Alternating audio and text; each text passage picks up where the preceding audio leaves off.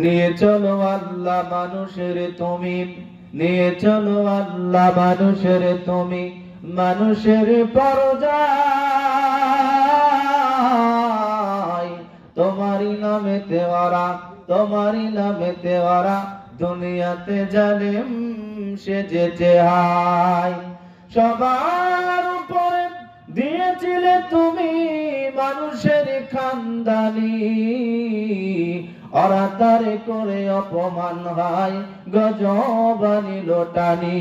সবুরের বাঁধি ভেঙেছে এবার, সবুরের বাঁধি ভেঙেছে এবার, তাই তো বুঝি হায়।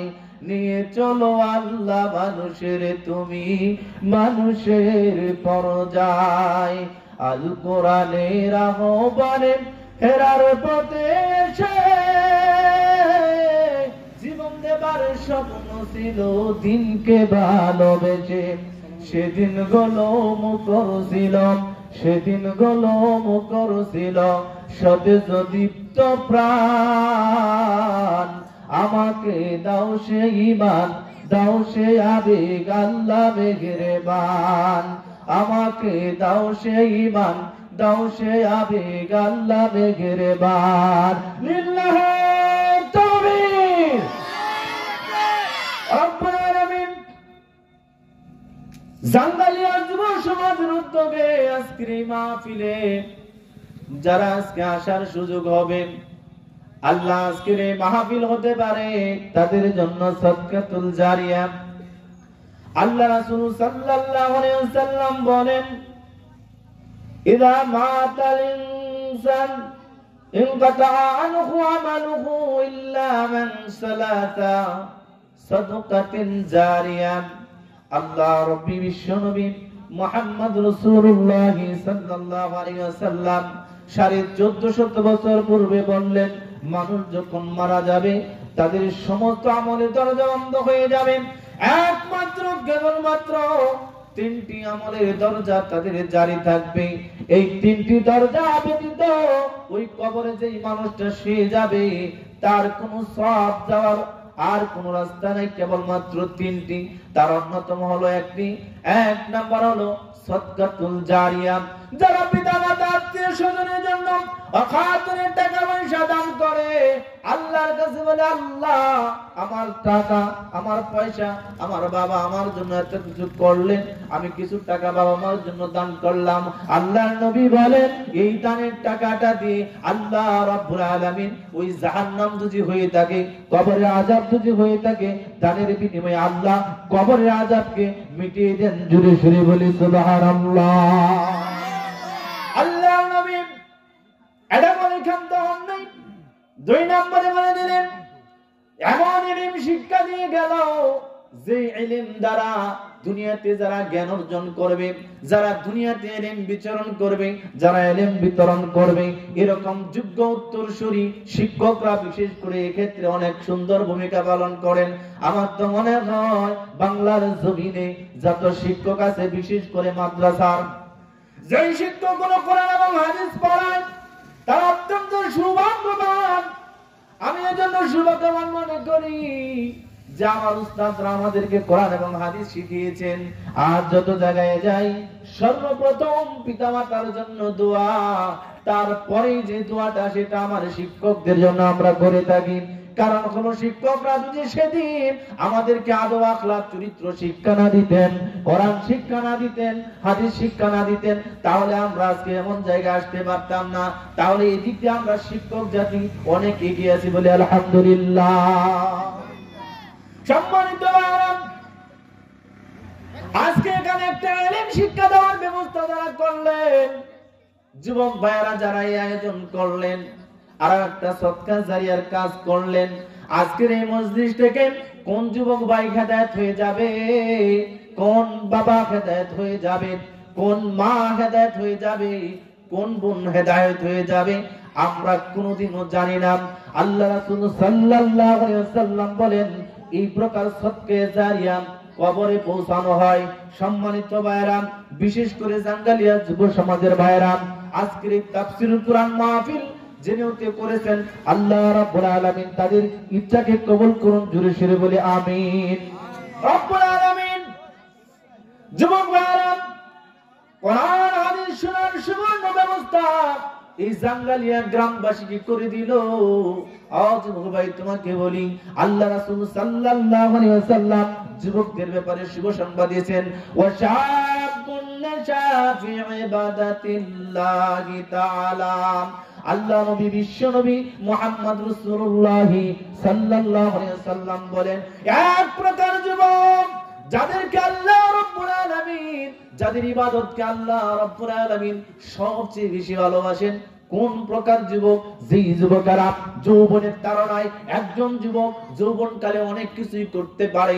যৌবকের তাড়নায় একজন যুবক একজন বন্ধু হয়ে আরেকজন বন্ধুকে হত্যা করতে পারে, বাবার হত্যার অপরাধীর বিচার করতে পারে, কারণ তার শরীরে রক্ত টক বগে গরম। কিন্তু আমার পাশে এই যে মুরব্বী বসে আছেন, উনি কিন্তু আর এখন যুবকের সাথে পারবেন না। এজন্য কবি বলেন, লাইতাল শাবাবা ইয়াউদু। মানুষ দেখবেন দাঁত জানলে তার সামনে যদি মজাদার হাড্ডি দেওয়া হয়, হাড্ডিগুলো সামনে নিয়ে বলে, হায় রে, এত স্বাদের হাড্ডি, এত মজার হাড্ডি পেলাম, কিন্তু দাঁত নাই। তার মানে দাঁত যখন ছিল তখন এটা হাড্ডিটার মজাও ছিল। আমার ভাইয়েরা, যুবক ভাই, তোমরা বড় ভাগ্যবান ভাই, তোমরা বড় ভাগ্যবান ভাই। কেন বললাম?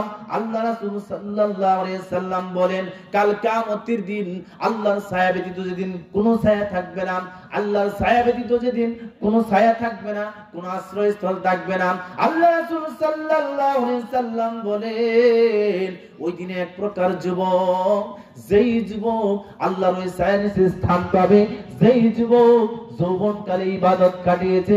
জোরে সোরে একবার বলি না সুবহানাল্লাহ। আল্লাহ রাব্বুল আলামিন বিশ্ব নবীর উপরে ওহী নাযিল করে জানিয়ে দিলেন, লাস্তা আলাইহিম বিমুসাইতির। নবী গো, তোমাকে আমি শাসক বানিয়ে পাঠাই নাই, তুমি মানুষদেরকে লাঠি দিয়ে পিটিয়ে পিটিয়ে মানুষ করে জন্য পাঠাই নাই। নবী, তোমাকে আমি পাঠিয়েছি দাওয়াত দেওয়ার জন্য। মক্কার জমিনে যখন দাওয়াত দেওয়া শুরু করলো বিশ্ব নবী, দাওয়াত দেওয়ার প্রাক্কালে এক শ্রেণীর বৃদ্ধ মানুষেরাও কালেমা গ্রহণ করলো। আবার টক বগে 11 বছরের যুবক, তারাও কালেমা গ্রহণ করে বলে আলহামদুলিল্লাহ। যেমন একজন যুবকের কথা বলি, বয়সটা 11, ইসলামের 4 জন বড় খলিফা, রাসূলের সাহাবী আবু বকর, ওমর, উসমান, আলী রাদিয়াল্লাহু তাআলা আনহু, এই 4 জনকে আল্লাহ রাসূল জান্নাতের সার্টিফিকেট দিয়ে দিলেন। জান্নাতের সার্টিফিকেট দুনিয়াতে পাইলেন, তারপরেও তারা আল্লাহকে ছাড়লেন না। আমি জাঙ্গালিয়াবাসী মানুষদেরকে প্রশ্ন করতে চাই, এই গ্রামের কোন মানুষ, কোন যুবক ভাই কি জান্নাতের সার্টিফিকেট পাইছে? হ্যাঁ, পাই না। তারপরেও যুবক কেন আজকে কোরআনের দিকে নাই?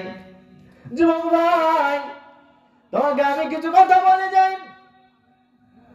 যুবক, তোমাকে বলি, তুমি তো 20-22 বছরের যুবক, তুমি এই জীবনে অনেক কিছু হারিয়ে ফেলেছো, নিজেকে অনেক কিছু ধ্বংসের দিকে নিয়ে গিয়েছো। তোমার দ্বারা এই সমাজের অনেক উন্নয়ন হতো, তোমার দ্বারা এই সমাজের অনেক উন্নয়নমূলক কাজ হতো। যুবক, তোমাকে নিয়ে তোমার বাবা কত স্বপ্ন দেখেছে, তোমার মা কত স্বপ্ন দেখেছে। তোমার মার কাছে কোনদিন যে প্রশ্ন করো, মা, আমি যখন দুনিয়াতে আসলাম, মা, আমার সুন্দর মুখখানা দেখে তুমি কি নিয়ত করেছিলাম, তুমি কি স্বপ্ন দেখেছিলাম? পৃথিবীর প্রত্যেকটা মা ফটফট করে বলে দিবে। মা বলেন, বাবার আমি স্বপ্ন দেখেছিলাম তুই একদিন অনেক বড় হবে, আমি মা হিসেবে তোকে নিয়ে গর্ব করব, অহংকার করব। সমাজের মানুষ বলবে আব্দুল খালেকের ছেলেটা কতই না ভালো, সমাজের মানুষ বলবে আব্দুল্লাহর ছেলেটা কতই না ভালো, সমাজের মানুষ বলবে ওই যে অমুকের ছেলেটা কতই না ভালো। কেমন ভালো গো? মা বাবার সাথে কোনোদিন কটু কথা বলে না, কোনোদিন সমাজে উশৃঙ্খলতা বিশৃঙ্খলতা সৃষ্টি করে না, সমাজের কোনো আজে বাজে কাজে সে পাওয়া যায় না, যত ভালো কাজে পাওয়া যায়। এরকম প্রত্যেকটি মা বাবা স্বপ্ন লালন করে সন্তানকে বড় করে, কিন্তু আমার আপনার কলিজার টুকরা সন্তান আজ আমরা দেখতে পাচ্ছি নদীর স্রোতের মতো কেন জানি আজকে অন্ধকারের দিকে নিমজ্জিত হচ্ছে। বলেন কথা ঠিক কিনা? যুব সমাজ ধ্বংস হয়ে যাচ্ছে। এই যুব সমাজ কাল আগামী দিনে এই সমাজের দায়িত্ব পালন করবে। আল্লাহ রাসূল সাল্লাল্লাহু আলাইহি সাল্লাম বললেন, মাসাজিদুহুম আমিরাতুন ওয়া হিয়া খারাবুম মিনাল হুদা। এমন এক যুগ আসবে, এমন এক জামানা আসবে, যেই জামানা মানুষ থাকবে, মসজিদ হবে অনেক চাকচিক্য, কিন্তু মসজিদের মুসল্লি হবে জ্ঞান শূন্য। একটা উদাহরণ না দিলেই নয়। সম্মানিত ভাইরা, আমাদের বর্তমান যুবকদের কথা বলছি। যুবক কলেজে ইউনিভার্সিটিতে পড়ে, আমি বেশ কিছু কাজ করে থাকি মিডিয়াতে। তার অন্যতম একটি কাজ হলো এভাবে ইসলাম জানা যায় এমন কিছু পর্ব আমি তৈরি করেছি। তার মধ্যে আমি আমার কয়েকটি কন্টেন্ট তৈরি করতে যে কয়েকজন যুবকের সাথে কথা বলেছি ফেস টু ফেস। সেই যুবকটা আমি আপনাদের উদাহরণ দিয়ে বলছি। যুবকটা ক্লাস 8 এ পড়ে, ক্লাস 9 এ পড়ে, ক্লাস 10 এ পড়ে, ইন্টারে পড়ে, অনার্স ফার্স্ট ইয়ারে পড়ে, অনার্স সেকেন্ড ইয়ারে পড়ে, অনার্স থার্ড ইয়ারে পড়ে, অনার্স ফাইনাল ইয়ার। যুবক মাস্টার্স পাস করেছে। তার মানে হলো বাংলাদেশের সর্বোচ্চ একজন নাগরিক ওই যুবক। যুবককে প্রশ্ন করলাম, ভাই তুমি কি জানো, প্রশ্ন করলাম জুমার ফরজ কয় রাকাত? যুবক পারে নাই। যুবককে প্রশ্ন করলাম ফজরের নামাজ কয় রাকাত, ফরজ কয় রাকাত, সুন্নাত? পারে না। জিজ্ঞাসা করলাম সূরা ফাতিহা পারে? কয় সূরা ফাতিহা পারি না, আলহামদুলিল্লাহ পারি। আমার ভাইরা, যুব সমাজ আজ কোন দিকে যাচ্ছে? মা, তুমি রাতকে রাত মনে করো নাই, দিনকে দিন মনে করো নাই। তোমার সন্তানের জন্য বাবা এত কনকনে ঠান্ডার মধ্যে 400 টাকা রোজের পারিশ্রমিকের কাজ করার জন্য সন্তান খেতা কম্বল নিয়ে ঘুমায়। বাবা সকাল বেলা ফজরের সময় কার বাড়িতে শ্রম বিক্রি করবে, এই কনকনে ঠান্ডার মধ্যে খেতে নেমে যায়। এমন মানুষ আপনাদের সমাজে নাই? 400 টাকা রোজের কাজ করে বাবা, সন্তান বিছানায় ঘুম পাড়ায়। যুবক, তোমার কানের তালাটা আজকে খুলতে হবে। যদি তুমি তোমার কানের তালা আজ না খুলো, আল্লাহ রাব্বুল আলামিন কুরআনুল কারীমে এই কথাটা বলে দিলেন, খাতামাল্লাহু আলা কুলুবিহিম ওয়া আলা সামঈহিম ওয়া আলা আবসারিহিম গিশাওয়া ওয়ালাহুম আযাবুন আযীম। আল্লাহ রাব্বুল আলামিন নবী নূহ, আপনি তাদের কাছে দাওয়াত দেন আর না দেন, আমি আল্লাহ তাদের কানের মধ্যে মোহর মেরে দিয়েছি, তালা লাগাইয়া দিয়েছি, চোখের মধ্যেও পর্দা লাগিয়ে দিয়েছি। ওরা কানে শুনবেও না, চোখে দেখবেও না। এমন যুবক আপনাদের সমাজে নাই, কিন্তু বাংলাদেশের অনেক সমাজে খুঁজে পাওয়া যায়। যুবক যৌবন ধ্বংস করে, যৌবনের শক্তিকে তুমি অন্যায় বিপদগামী পথে খাটিয়ে তুমি যখন নিঃস্ব হয়ে যাও, দুর্বল হয়ে যাও, তখন তুমি মসজিদের দিকে যাও। যখন তুমি দুর্বল হয়ে যাও, তখন তুমি ভালো কাজের দিকে যাও। কিন্তু যুবক, তোমার চক্ষু দুটি বন্ধ করে দেখো, তোমার এই যুবক কালে তুমি কত না অন্যায় কাজ করেছো। পৃথিবীর কেউ জানে না, জানেন কে? কে জানেন? আল্লাহ জানেন। বাবার আমার এত কষ্ট করে টাকা অর্জন করে, যেটা বলছিলাম কনকনে ঠান্ডার মধ্যে, বাবা এই যে এখন কাজের দিন সকালে চলে গেছে, 400 টাকা রোজের কাজ করে সন্তানকে কলেজ ইউনিভার্সিটিতে পড়াবে।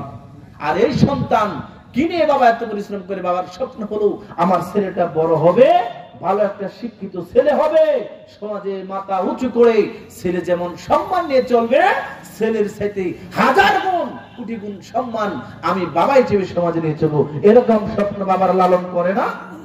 করে। কিভাবে করবে? এদেশের হাজারো যুবক বাবা মার স্বপ্নগুলোকে ছুরি চালিয়ে হত্যা করে দিচ্ছে, মার স্বপ্নকে ধ্বংস করে দিচ্ছে, ভ্যানিশ করে দিচ্ছে। মা এত কষ্ট করে সন্তানকে লালন পালন করেছে, মার স্বপ্নগুলো খান খান করে দিয়েছে। আমার ভাইরা, মা এবং বাবার ব্যাপারে আল্লাহ রাব্বুল আলামিন সন্তানদেরকে কিছু নসিহত করেছেন।